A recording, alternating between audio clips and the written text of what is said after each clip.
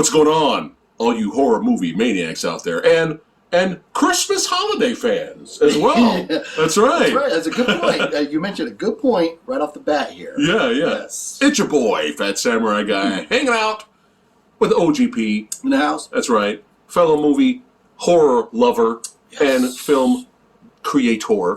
I'm trying. I'm doing what I can. Doing what I can. That's right.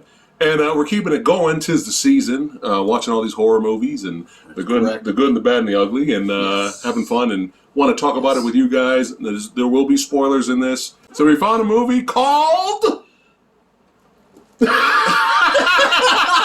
Professional Movie Reviewer. Day of the Beast. The Beast.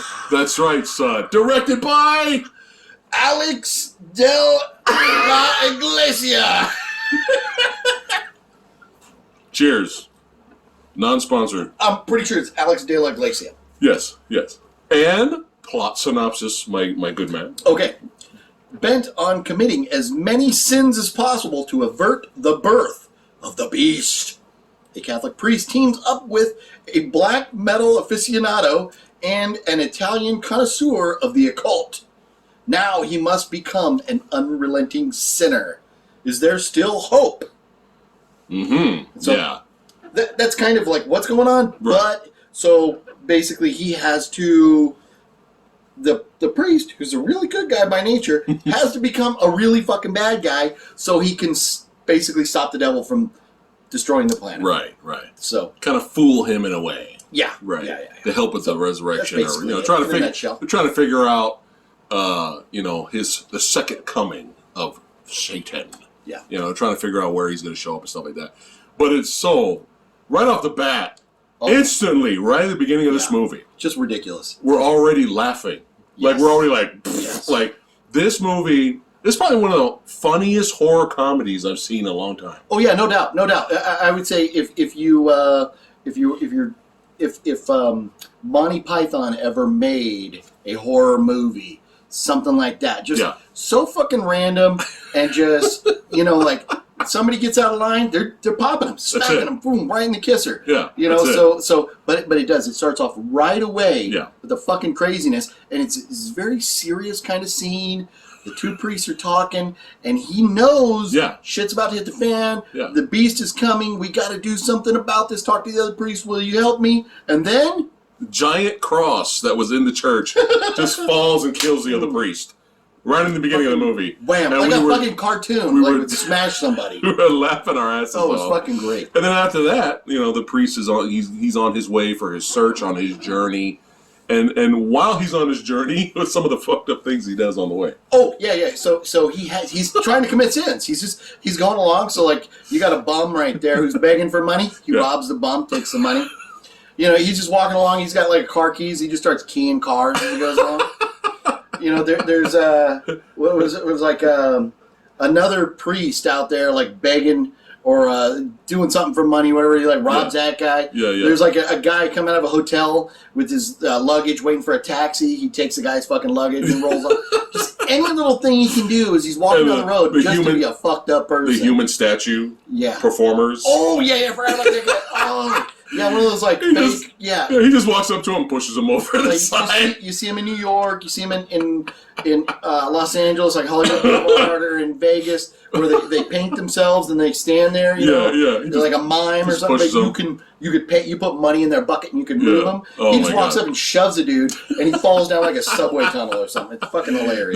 There was this like tragic accident on the side, and the guy's like dying, and he goes up there and he's like, "Oh, a priest." And he whispers in his ear. Yeah. He goes, I think he whispers in his ear. I think he says, I hope you rot in hell or something. I hope you rot in hell. The guy's like, what the fuck? And the guy's like, he's thinking he's going to get his last rides or something. And he's like, rot in hell. So we're like already loving the movie. Yes. It's so This is all within the first 5 minutes here. This is right off the fucking bat. Yeah. And absolutely loving this movie. It's really funny, especially his death metal friend. Oh, yeah. Who looks familiar. I don't know if he was one of the characters that was in Blade 2. I might be wrong. But he may have been in that, but I might be wrong. Click on him on IMDb. I'm probably wrong about that. But he looked familiar. He looks familiar. Yeah, but he totally does. He was hilarious, and so they kind of become a little bit of a tag team, and they go on this journey. And the charlatan, who's got his TV show, and Mr. Occult, know-it-all, sees the future and all that stuff. He's kind of he's like he knows his stuff, but he's still kind of a con artist at the same time. Oh, well, he knows his stuff, but he knows it's bullshit. Right. And so, he's selling bullshit. He's, one of those typical, like, televangelists that's, like you see, there's some televangelists out there, and not to go all, religious, but we've all seen them. Right. There's televangelists, like you fell asleep Saturday night, you're like drinking beer, watching horror movies. You wake up Sunday morning, and there's this guy fucking preaching to you because you didn't turn the TV off. Yeah. Like that guy. So there's some out there that really take themselves seriously, dress nice, and there's some that I don't know if I can say Mel Novak's name, but look like Mel Novak with the plastic face and the goofy hair. Yeah. Like they spent too much time in the tanning booth, and they're just out for your coin. They want you to send money right now to be safe. Like the guy who's gonna push your forehead and suddenly you can walk, again. But he's one of those. So he's like, I could tell your, I can exorcist. Feeding you bullshit. I can, exercise your demons. Yeah, I can do that, but at the same time, I can read your future and all that. Nice one, nice. Pardon me. Tacos and beer, man. That's how you do it. That's all we doing, man. So he kind of tries to go to track him down because he knows that guy does know his shit. Yeah. Even though he's kind of a a fraud in a way a little bit, and he kind of kidnaps him and kind of tortures him a little bit. To cough up the information, like what do we need to do? How we draw the symbols in the ground. Oh, you need maiden blood, and then that goes insane. Like, gotta get the blood of a virgin, and oh my god, dude. So, but the best part is it's just so crazy shit. They're like, we need the blood of a maiden, right? And then like 2 seconds later, the timing in this movie was impeccable. It's like, we need the blood of a maiden. Tink, tink, tink, knock at the door. Oh, fuck! Go open the door. Big-titted woman standing out there like, ding, ding, ding, winner. Well, problem is, she's not a virgin. Yeah, she's not a virgin. So, the priest is like, okay, well, he comes up with the idea. Well, this, like, metal guy who kind of looks like a chubby Undertaker with piercings, he's, like, the priest, when he first met that guy, the priest was, like, new to town. Yeah. And, he's trying to do the job there. And so his metal buddy's like, oh, well, my sister runs a hostel. Go talk to her. Yeah. So he goes to talk to the hostel chick, the sister. Yeah. And I'll tell you. We're going to be nice. Yep. Boy. She's very interesting looking. Yes. That's all we're going to say. Yeah. She was a different looking woman. It's all right. But anyway, so he goes to see her. So then he's kind of bonding with like the metal dude's family, and the sister and all that. Yeah. And we get guys. I know you're leading up to it. We're going to Tom. Fuck, what's his last name? The lead singer of fucking Slayer. Tom Araya. Yeah. All of a sudden he walks in with his dick hanging out. Kidding. It's not really him. No, but it looks like him. It looks a lot like him. Walks in. He's wearing like a shirt, but it's unbuttoned. Full fucking Balls Johnson dance across the screen. Fuck us. Every movie we watch lately has penis in it.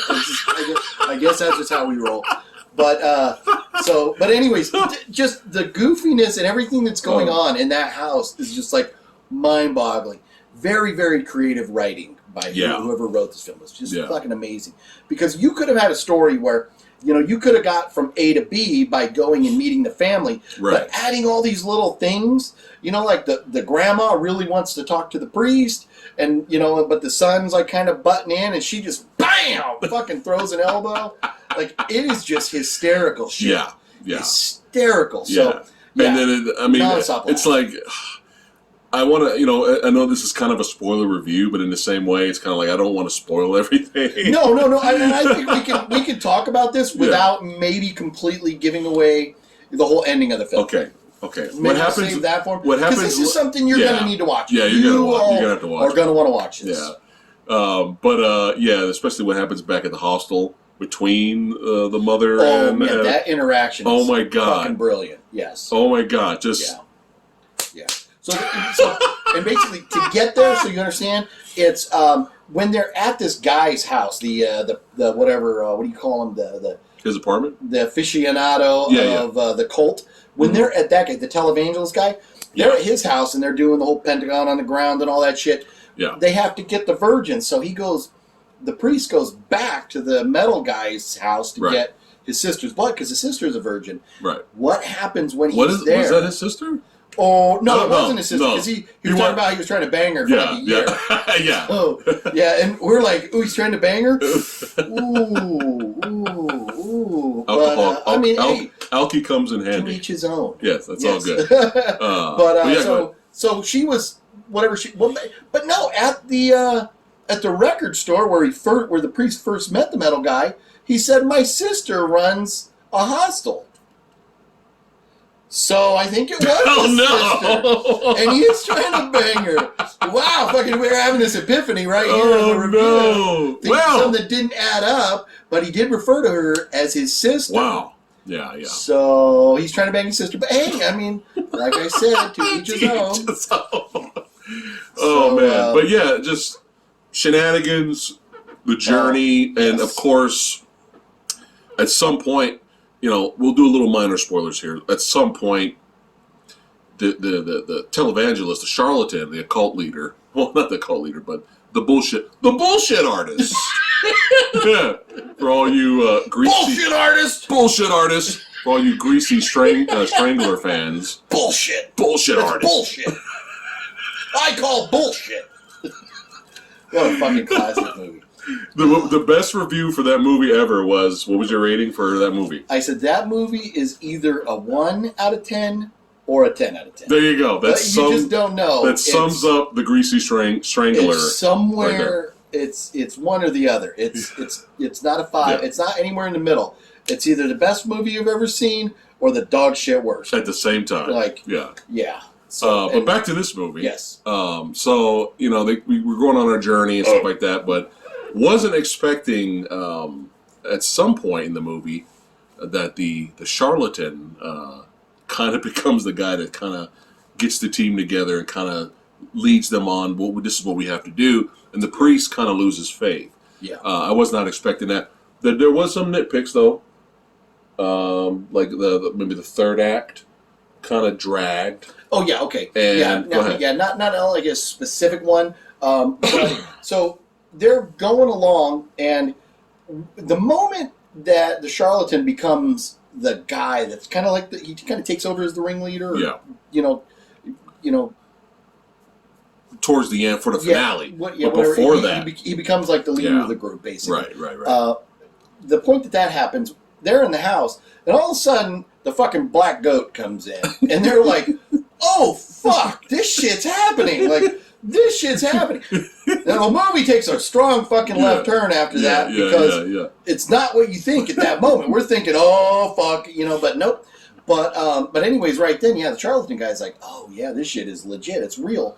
And so then we're expecting like all hell to break loose. Right. But then after that, it kind of takes a different, where you're expecting fights and violence and craziness. Right. It goes back onto a more of a back on the mission, the hunting and looking for the thing and running away from the police and that type of stuff. Yeah. And that there was elements of that did drag, and that they probably, on the third act, they probably could have cut 5 to 10 minutes out of the third act. Yeah. And I didn't, 10 minutes.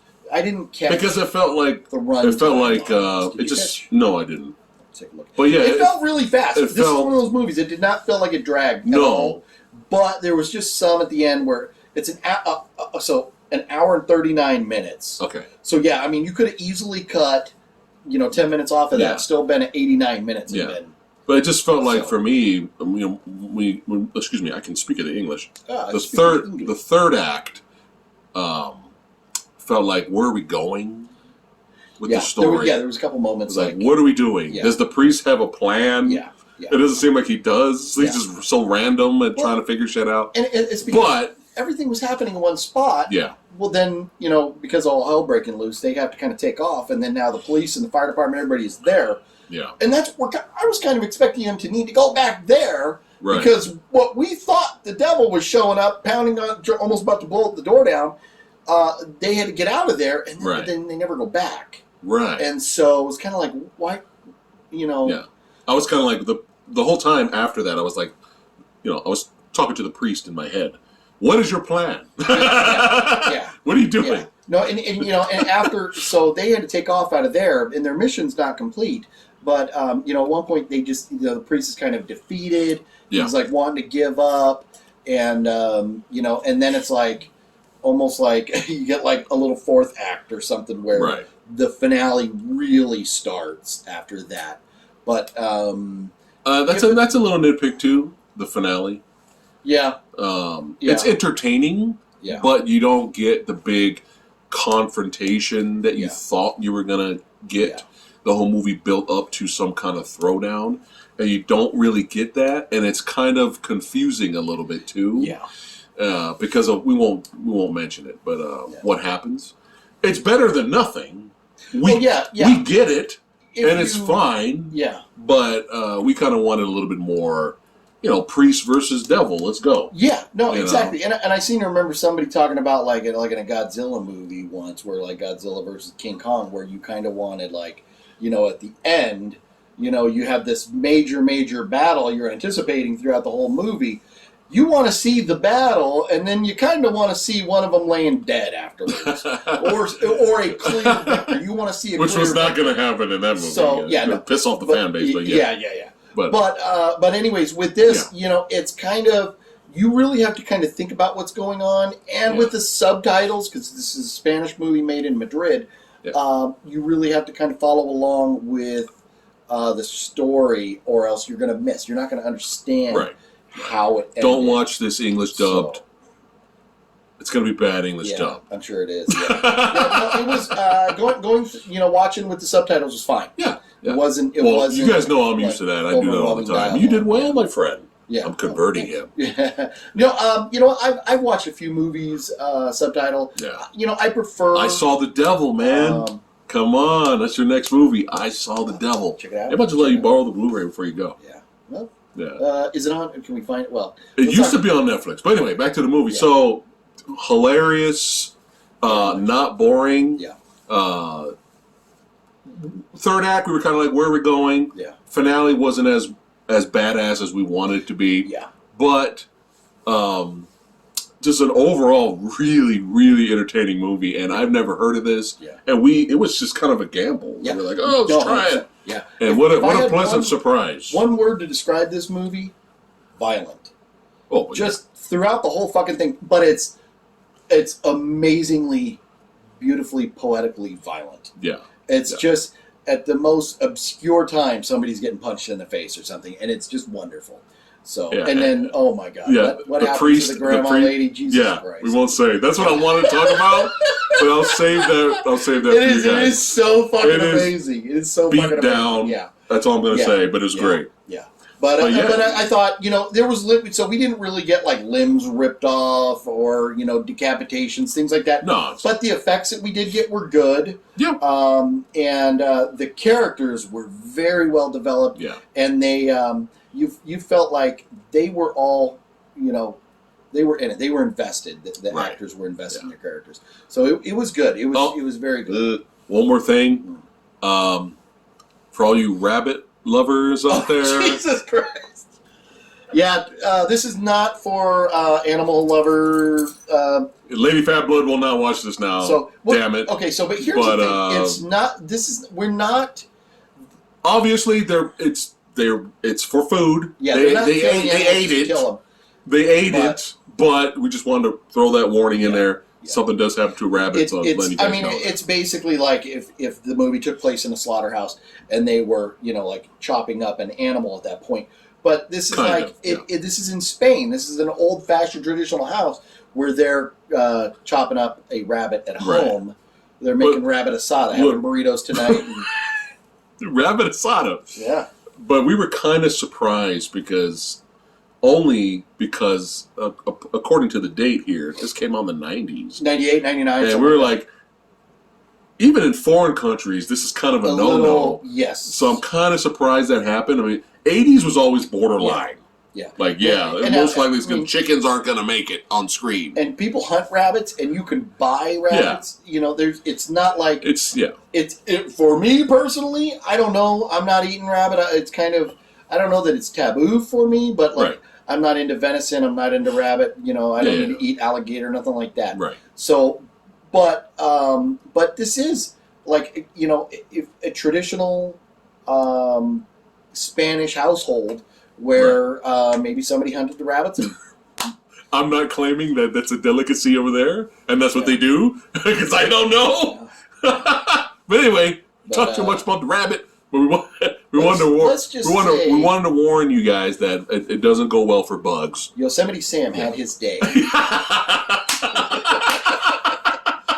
Yes. All right, let's rate this some bitch. Okay.